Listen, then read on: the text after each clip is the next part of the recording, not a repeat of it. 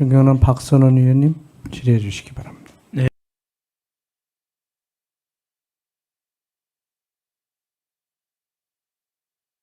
네, 파괴 연관성이 높아지고 있지 않습니까? 안보와 안보하고 경제. 네. 예를 들면 반도체 3나노 이상을 개발할 수 있는 나라가 세계를 제패한다든지 5G, 6G로 개발할 수 있는 나라가 안보에서도 우위에 선다 뭐 이런 말도 있고요. 그래서 경제력이 안보에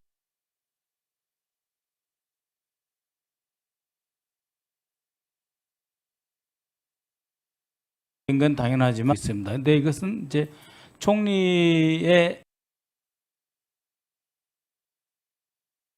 대통령님만의 고유 권한이었고 총리의 임무는 경제나 내치다 이렇게 되었지 않습니까?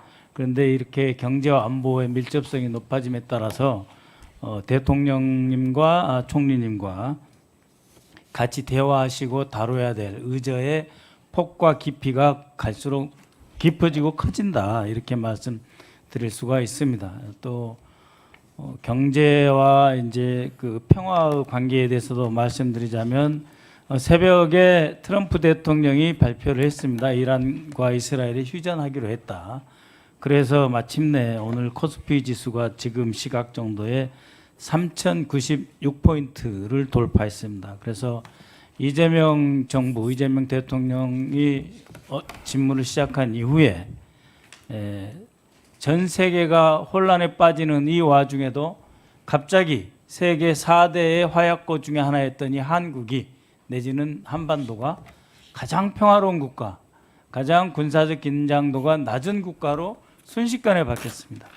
이만큼 대통령과 대통령이 추구하는 안보 정책이 매우 그 평화에 직결되어 있으며 이 평화는 곧 경제와 연관이 되어 있다라고 하는 점을 잘 알 수가 있고 그래서 이재명 정부가 추구하는 평화 안보 정책을 총리께서 경제와 안보 평화로 제대로 뒷받침하셔야 될 임무가 커질 수밖에 없을 것입니다. 이와 관련해서 이제 질문을 드리겠는데요. 하나는 대통령님과의 주례 회동입니다. 그러니까 이제 작년에 윤석열과 한덕수 총리 관계에서 한덕수 총리가 도대체 윤석열 대통령과 주례 회동을 하느냐라고 질문을 드린 적이 있었는데 잘 못하시더라고요. 답변을. 대통령 출근 시간도 불투명한데 총리와 대통령의 정례적인 회동과 정책에 심도 있는 토의가 있을 수 있었겠습니까? 대체로 그러나 그 문재인 정부 같은 경우에는 총리와 대통령이 월요일 점심 오찬을 같이 하면서 매주에 국무조정실장을 대동하고 총리는 또 대통령은 비서실장을 이제 배석시킴으로써 원래 주례 회동이 있었습니다.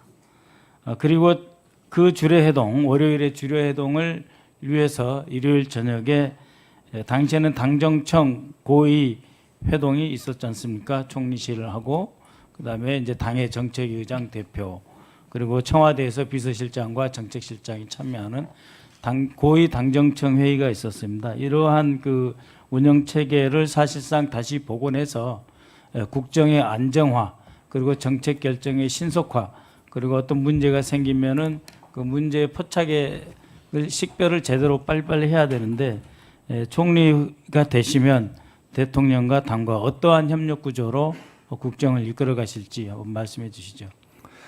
우리 정치사에서 당정 일치라고 했던 시기가 있었습니다.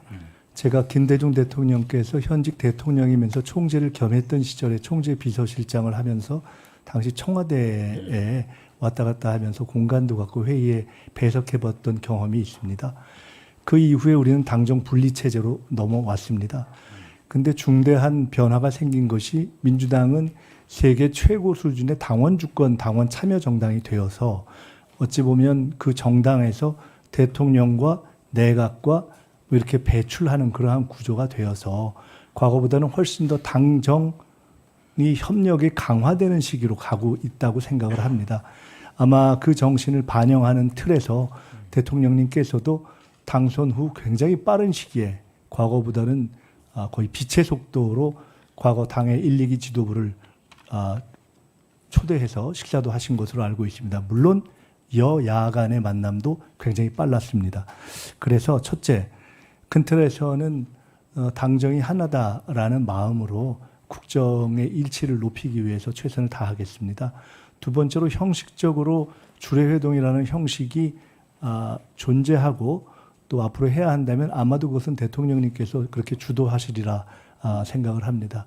세 번째로는 그간의 경험이라든가 대통령님의 스타일을 볼 때 또 제가 대통령님과 함께 합을 맞추고 일해왔던 경험을 볼 때 형식적인 주례회동도 의미가 있겠지만 보다 수시로 저희들이 여러 현안에 대해서 말씀을 나누는 것이 더 의미가 있을 것이기 때문에 그것도 최선을 다하겠다는 말씀을 드립니다. 예, 그렇게 대독 총리가 아니고 실제로 일하고 대통령과 호흡을 맞추면서 국정에 한 몸이 돼서 나라를 잘 발전시켜 가시기 바라겠는데요.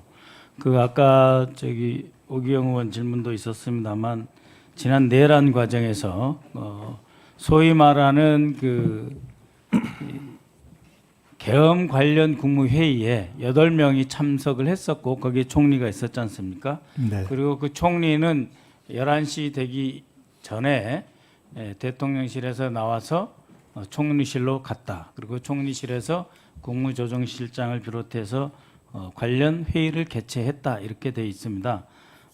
그랬기 때문에 당시에 그 총리가 대통령실에서 돌아와서 국무조정실장을 비롯해서 총리실에서 어떠한 회의가 있었는지를 적어도 이 자체 감사 차원에서라도 바로 잡아야 된다. 그렇지 않으면 그 헌법에 나와 있는 총리를 거쳐서 계엄을 건의하고 선포할 수 있는 과정에서 총리가 위상이 애매해지고 해야 할 일을 못할 수도 있고 해서는 안 될 일에 연루될 수도 있습니다. 그래서 이 내란 과정에 대한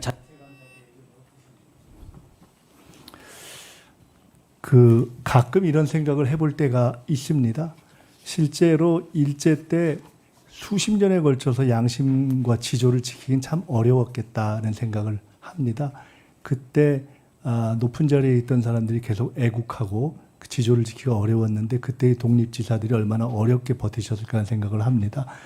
이번에 계엄 과정을 보면서 계엄 때도 유사한 생각을 했습니다. 계엄 때 높은 자리에 있던 분들이 불가피하게 이렇게 할 수밖에 없었어라고 변명하는 것을 양해해야 하는가라는 문제를 놓고 고민해 본 적이 있습니다. 그런데 아마도 우리 헌법과 법률에 계엄 또는 내란과 관련해서 부하수행의 죄라는 특별한 죄를 둔 이유는 높은 자리에 있는 사람은 그만큼 노블레스 오블리제의 정신에 따라서 책임감도 강해야 되고 할 때 그 명확하게 자기 직을 걸고 할 일을 해야 한다. 그렇지 않고 적당히 넘어가는 것은 그 자체가 사실상 내란에 동조하는 것이다라는 어떤 깊은 생각의 반영으로 그 죄가 존재하는 것이 아닌가 싶어서 말씀드린 대로 저는 적어도 최고위직에 있던 분들이 내란 당시에 자기 처신을 명료하게 하지 못한 부분에 대해서는 역사에 교훈을 남기는 방식으로 가야 한다. 아까 말씀드린 것처럼 그러나 조금 더 하위직으로 가면 대통령님께서 제기하신 대로 공직에 있어서의 조금 더 공직사회의 활성화를 위해서 과도한 조사나 이런 부분에 대해서는 절제가 필요할 수도 있겠다 이렇게 생각해서 마지막에 말씀 주신 감사 이런 부분은 이후에 특검이라든가 내란 관련 수사가 진행되는 것을 감안해서 내부적인 조치가 필요한지 판단하겠다는 말씀을 드립니다.